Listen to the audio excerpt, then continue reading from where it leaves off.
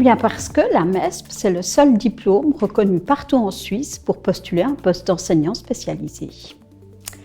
Parce que la MESP, elle prépare un ensemble de contextes professionnels et de fonctions professionnelles d'enseignants spécialisés. Parce que tous les systèmes scolaires, que ce soit à Genève, en Suisse et sur le plan international, prônent de plus en plus l'intégration en classe ordinaire des élèves à besoins éducatifs particuliers et que la MESP, elle prépare bien à ces fonctions-là.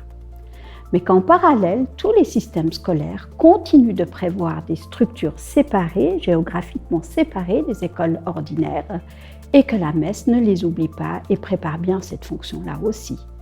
Et qu'en dernier lieu, eh bien, la MESP, elle prépare à la recherche, à la réalisation d'une thèse de doctorat pour mieux comprendre l'enseignement spécialisé et prévoir les bonnes conditions pour permettre à tous d'apprendre et d'accéder au savoir.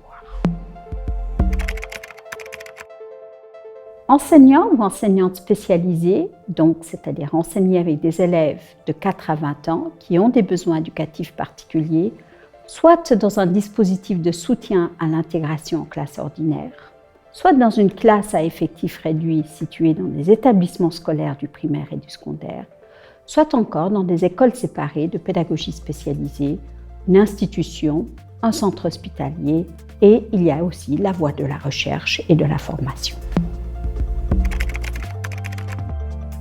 Bien, parce qu'à Genève, la formation a plusieurs atouts.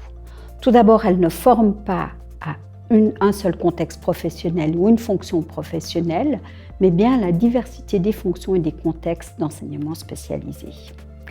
Parce qu'à Genève, la formation est conçue non pas pour voir l'enfant à l'adolescence sous le prisme de sa déficience ou de son trouble, mais bien en tant qu'élève qui a droit à l'enseignement et à accéder au savoir.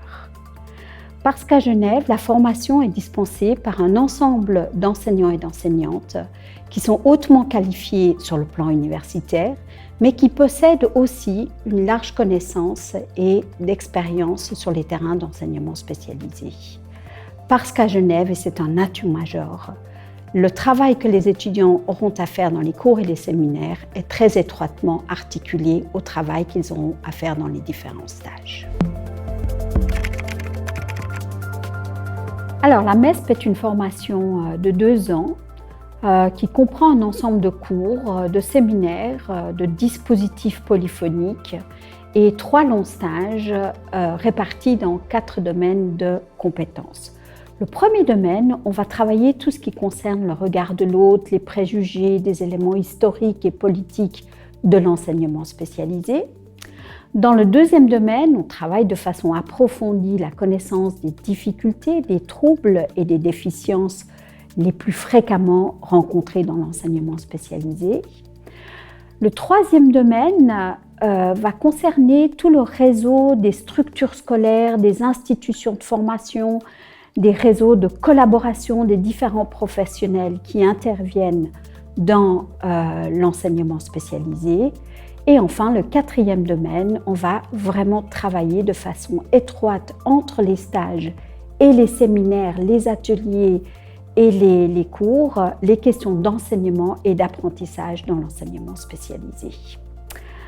Alors, durant les stages, les étudiants sont accompagnés notamment par des formateurs de terrain, alors que dans leur formation à la recherche, et notamment pour la réalisation du mémoire de maîtrise, ils vont être dirigés par un enseignant qui intervient dans la MESP. Les étudiants qui veulent se présenter à la MESP doivent être titulaires d'un bachelor reconnu d'enseignant primaire ou secondaire ordinaire, ou alors avoir un bachelor reconnu dans un domaine voisin tel que sciences de l'éducation, psychologie, logopédie, psychomotricité ou encore éducation spéciale ou éducation sociale.